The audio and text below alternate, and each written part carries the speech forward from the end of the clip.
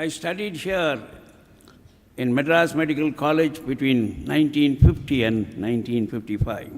1950 1955 ஆண்டு வரை இங்கே இருக்கக்கூடிய மெட்ராஸ் மெடிக்கல் கல்லூரியிலே நான் மருத்துவனாக படித்தேன். నేను మెడ్రాస్ మెడికల్ కాలేజీలో 1950 నుండి 55 వరకు వైద్య సంబంధమైనటువంటి కోర్సు చేశాను. Apart from the medical course and knowledge that I had, God also provided for me the knowledge of God and the kingdom of God through the fellowship. இந்த சகவாசத்தின் மூலமாக தேவனுடைய ஆவிக்குரிய காரியங்களை கற்றுக்கொள்ளும்படியாகவும் எனக்கு தேவன் எனக்கு உதவி செய்தார். என்னுடைய மருத்துவ படிப்பிற்கு மேலாக వైద్య సంబంధమైనటువంటి ఆ యొక్క విధితో పాటు ఈ సహవాసంలో దేవుని రాజ్యము నిమిత్తమై దేవుని యొక్క రాజ్య కార్యములు ఎలాగ ఉండాలో ఆ జ్ఞానము కూడా ప్రభు ఇచ్చారు. Late brother Daniel had taught us that we must obey God's will in our lives. Mister Daniel அவர்கள் தேவனுடைய சித்தத்தை நம்முடைய ஜீவிதத்திலே செய்ய வேண்டும் என்பதாக எங்களுக்கு கற்றுக் கொடுத்தார். కీర్తిశేషుడు డానియల్ గారు మా జీవితంలో దేవుని యొక్క చిత్తమును మేము చేయాలని మాకు నేర్పించారు. When I grew up in the fellowship, நான் இந்த சகவாசத்தில் வளர்ந்து வரும்போது నేను ఈ యొక్క ఫెలోషిప్లో పెరుగుతుండగా I came to a point to understand that I must obey God's will. நான் தேவனுடைய சித்தத்திற்கு இணை கொடுக்க வேண்டும் என்ற காரியத்தை நான் விளங்கிக் கொண்டேன். దేవుని యొక్క చిత్తము నేను చేయాలనేటువంటి నా యొక్క మెట్టుకు వచ్చాను. Much of the love of the world had gone, but love for higher studies remained. இந்த உலகத்திற்கான வாஞ்சைகள் எல்லாம் போய்விட்டது, ஆனால் அதிகமாக படிக்க வேண்டும் என்ற வாஞ்சை எனக்குள்ளாக இருந்தது. లోక వాంఛనాల నుంచి పోయింది కానీ ఇంకా పై విద్య నిమిత్తమైన వాంఛనాలు ఉన్నది. When I asked God about it, God said they will not deliver you. இதை குறித்து நான் தேவனிடத்தில் கேட்டபோது இந்த உலகமானது உன்னை விடுவிக்காது என்பதாக எனக்கு சொன்னார். ఆ విషయంలో దేవుని యొక్క చిత్తాన్ని నేను అడిగినప్పుడు వారు నిన్ను విడిపించరు అనే మాట மேல் படிப்பானது உனக்கு உதவி செய்யாது என்பதாக தேவன் எனக்கு கற்றுக் கொடுத்தார். Then I was offered a scholarship there in the maternity hospital. பிறகு மெட்டர்னிட்டி ஹாஸ்பிட்டல்ல எனக்கு ஸ்காலர்ஷிப் கிடைத்தது. తర్వాత మెటర్నిటీ హాస్పిటల్లో నాకు స్కాలర్షిప్ అనేది వారు ఇచ్చారు. When I asked the Lord, God's word said, this also is vanity. அதை குறித்து நான் தேவனிடத்தில் நான் ஜெபித்த போது இதுவும் மாயை என்பதாக தேவன் எனக்கு சொன்னார். ఆ విషయంలో దేవుని యొక్క చిత్తాన్ని అడిగితే ఇది కూడా నా చిత్తము కాదని ప్రభు చెప్పారు. I said, Lord, show me some Christian hospital where I may go and work. பிறகு நான் தேவனிடத்தில் ஏதாவது ஒரு கிறிஸ்தவ ஆஸ்பத்திரியை எனக்கு காண்பியுங்கள், அங்கே நான் போய் நான் வேலை செய்யட்டும் என்பதாக சொன்னேன். ప్రభు తర్వాత మీరు ఏదైనా ఒక క్రైస్తవ హాస్పిటల్ నాకు చూపించండి, అక్కడ నేను పని చేయలాగునని. The word was from Haggai 1st chapter 8th verse, go to the mountain, bring wood and build my house. பிறகு தேவன் ஆகாய் 1ஆம் அதிகாரம் 8ஆம் வசனத்தின் மூலமாக மலைக்கு சென்று அந்த மரங்களை வெட்டி என்னுடைய ஆலயத்தை கட்டு என்பதாக தேவன் என்னோடு பேசினார். ఆ తర్వాత హగ్గయి గ్రంథంలో నీవు పర్వతములోకి మ్రాలను కొట్టి నా యొక్క మందిరమును కట్టు అనేటువంటి మాట ప్రభు చెప్పారు. Then there was a word from the Lord saying, பிறகு தேவனுடைய வார்த்தையிலிருந்து எனக்கு ஒரு வார்த்தை வந்தது. తర్వాత దేవుని యొక్క వాక్యం నుండి మరి ఒక వచనం వచ్చింది. What King Jehoshaphat told King Ahab, ஜெகோஷாபாத் ஆகாபுக்கு இந்த விதமாக சொன்னார். యెహోషాపాతు అహాబుతో ఎలాగ వియమన్నాడు? is there not a prophet of the Lord from whom we may inquire? நான் தேவனிடத்திலே விசாரிக்கும்படியாக நம்மிடத்திலே எந்த விதமான தீர்க்கதரிசி இல்லையா என்பதாக, మనం దేవుని యొక్క చిత్తమును తెలుసుకొనడానికి దేవుని சித்தத்தை தெரிந்து கொள்ளும்படியாக நம்மிடத்திலே எந்த விதமான தீர்க்கதரிசி இல்லையா என்பதாக அந்த வார்த்தை. దేవుని యొక్క చిత్తాన్ని తెలుసుకోవడానికి దేవుని యొక్క ప్రవక్త ఎవరు లేరా అని యెహోషాపాతు అడిగారు. They said, yes, there is one Micaiah. பிறகு மக்காயா என்ற ஒரு தீர்க்கதரிசி இருக்கிறார் என்பதாக அங்கே சொல்லப்பட்டது. மீகாயா అనేటువంటి ఆయన అక్కడ ఉన్నాడు. I put all these guidances before late brother Daniel. இவைகள் எல்லாம் இந்த வழிநடத்தல் எல்லாம் பிரதர் தானியேல் அவரிடத்திலே சொன்னேன். ఈ నడిపింపులన్నిటిని కూడా లేట్ మిస్టర్ డానియల్ గారితో చెప్పాను. Brother Daniel said, I am your Micaiah. I will pray and decide whether you can go to the mountains and build God's house. அப்பொழுது தானியேல் ஐயாவினிடத்தில் சொன்னார், நானே இந்த மகாயா இருக்கிறேன், நான் உன்னுடைய காரியத்திற்காக ஜெபித்து நீ என்ன செய்ய வேண்டும் என்பதை என்னை வழிநடத்துவேன் என்பதாக சொல்லி என்னை அந்த மலைக்கு அனுப்பினார். అప్పుడు దానియేల్ గారు నేను నీ యొక్క మికాయాను నేను ప్రార్థన చేసి దేవుని యొక్క చిత్తాన్ని తెలుసుకొని నీతో చెప్తాను. The Nilgiri Medical Mission organization was working among the tribals in the Western Ghats. இந்த மேற்கத்திய அந்த மலைப்பகுதியிலே ஒரு மிஷனானது, கிறிஸ்தவ மிஷனானது அந்த மலைஜாதியின் மக்களே அந்த மருத்துவ ஊழியம் செய்து கொண்டிருந்தார்கள். పశ్చిమ కనుమలలో అరణ్య ప్రాంతాల్లో కొండ జాతుల వారి మధ్య ఒక మిషన్ పనిచేస్తూ ఉన్నది. Brother Daniel said, I will pray for you and decide.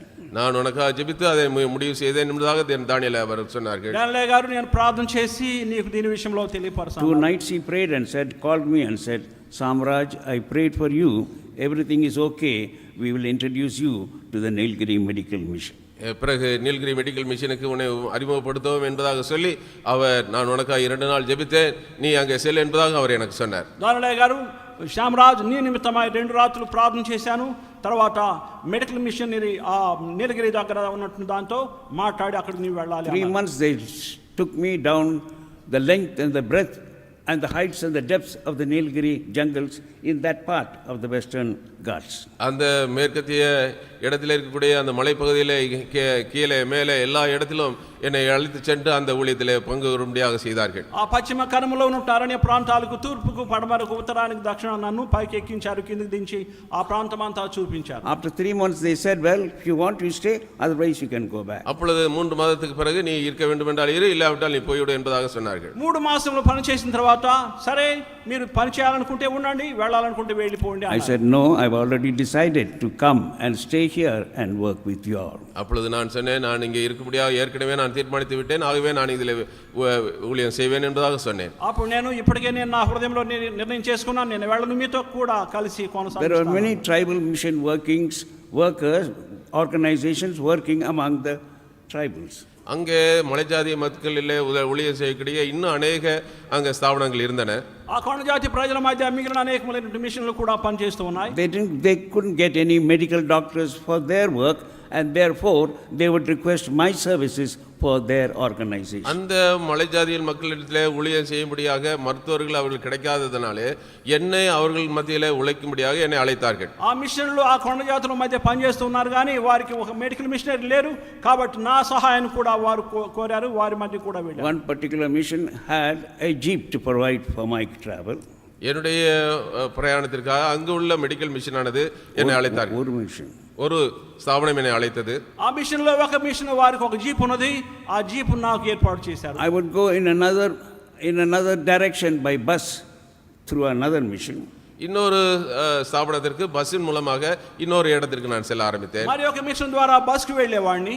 Sometimes I would walk all the way through the jungles to that particular tribal village. இன்னொரு மலைஜாதியின் இடத்தில் அடையும்படியாக சில வேளைகளிலே நான் நீண்ட தூரம் அந்த காட்டு வழியிலே நடந்து செல்ல வேண்டியதாக இருந்தது. కొన్ని పర్యాయములుగా ఆ కొండ జాతుల వారి మధ్యకు వారు ఉన్న స్థలానికి నడుస్తూ వెళ్ళేవాడిని. To begin with, I will preach to them God's word for some time. ஆனால் ஆரம்பத்திலே அவர்களுக்கு தேவனுடைய வார்த்தையை நான் பிரசங்கித்தேன். ఆరంభంలో వారికి దేవుని యొక్క వాక్యాన్ని చెప్తుండేవాడిని. And after the preaching, medical work would be done in all those tribal settlements. அந்த மலைஜாதியாக இருக்கக்கூடிய எல்லா பகுதிகளிலும் பிறகு வாக்கியத்தை நான் போதித்த பிறகு தேவன் இந்த மருத்துவ ஊழியத்தை செய்ய ஆரம்பித்தேன். ఆ కొండ జాతుల స్థావరాల్లో మొదట దేవుని యొక్క వాక్యాన్ని చెప్పి వారికి వైద్య సంబంధమైన సహాయం చేస్తుండేవాడిని. There are many things which I can say, but my time is limited, and I will just say one particular incident. நான் சொல்ல முடியாத அநேக காரியங்கள் இருக்கின்றன, என்னுடைய நேரம் குறைவாக இருப்பதனால ஒரு காரியத்தை மாத்திரம் உங்களுக்கு சொல்லி முடிக்கிறேன். చెప్పడానికి ఎన్నో ఉన్నాయి కానీ ఒక ప్రాముఖ్యమైన విషయాన్ని చెప్తాను. There's a kind of a mission hospital close to Coimbatore, about 15 kilometers away, where they will call me whenever they don't have a doctor.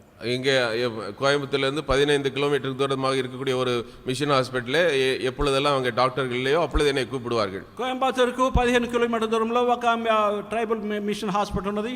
వారికి డాక్టర్ లేనప్పుడు వారు నన్ను పిలుస్తుండేవారు. They were serving the local villages and also the tribals that come for their medical needs. அவர்கள் அங்கே பக்கத்தில் உள்ள கிராமங்களிலே போய் சேர்ந்து ஊழியம் செய்வார்கள். பிறகு அந்த மலைஜாதியானவர்களுக்கும் வந்து அவர்கள் ஊழியம் செய்வார்கள். దగ్గర ఉన్న గ్రామాలకును తర్వాత దూరంలో ఉన్నటువంటి ఆ కొండ జాతుల వారికి వారు సేవ చేస్తుండేవారు. When I was working there, I'll make the rounds because most of the cases are only maternity cases, and then I would go and sit in the outpatient.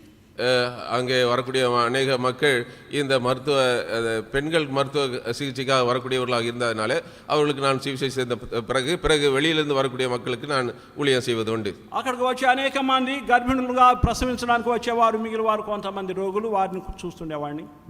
They told me about one particular mother to be, how she prayed, how she sang songs, she sang hymns before the confinement and continued to sing during the confinement and also after the confinement. எனக்கு ஒரு பெண்ணை குறித்து இந்த விதமாக சொன்னார்கள்.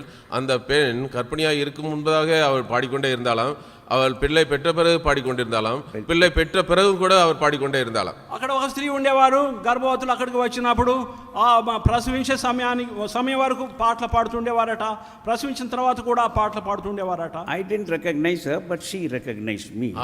அவளை நான் அடையாளம் கண்டு கொள்ள முடியவில்லை, அவள் என்னை அடையாளம் செய்து கொண்டாள். ఆమెను నేను గుర్తించలేదు కానీ ఆమె నన్ను గుర్తించారు. The next day when I came, they said, you are the person that introduced the gospel to her when I preached there in those jungle villages. அப்பொழுது அவர்கள் எனக்கு என்ன சொன்னார்கள் என்றால், நீ அந்த மலை பகுதியிலே பிரசங்கித்த போது அவள் உன்னுடைய பிரசங்கத்தை கேட்ட பெண் இவள்தான் என்பதாக எனக்கு அறிமுகம் செய்தார்கள். కాబట్టి ఈమె మీరు వాక్యం చెప్పేటప్పుడు మారు మనసు పొంది ఈ విధంగా పాటలు పాడుచు గర్భవతులకు సహాయం చేస్తున్న How the వ్యక్తి Lord touched her and made her sing before, during and after the confinement. தேவன் அவளை தொட்டு அவருடைய பிரசவத்துக்கு முன்னதாகவும் பிரசவத்தின் ஊடாகவும் பிரசவத்துக்கு பின்பதாகவும் பாட்டு பாடும்படியாக தேவனை துதிக்கும்படியாக தேவன் உதவி செய்தார். ప్రభు ఆమెను ముట్టి రక్షించినందున గర్భవతిలో అయినటువంటి వారు అక్కడికి వచ్చినప్పుడు ఆ వారు ప్రసవించక ముందు ప్రసవించిన తర్వాత పాటలు పాడుతూ ఉంటుండగా వారు ప్రసవించేవారు. May the Lord help you all to find God's will for your life. உங்களுடைய ஜீவியத்திலே தேவனுடைய சித்தத்தை தேவன் கண்டுகொள்ளும்படியாக தேவன் தாமே உங்களுக்கு உதவி செய்வாராக. మీ అందరి జీవితంలో దేవుని యొక్క చిత్తాన్ని మీరు ఎరిగి ఆయన చిత్తాన్ని చేయనట్లుగా ప్రభు మీకు సహాయం చేయను గాక. Thank you. நன்றி.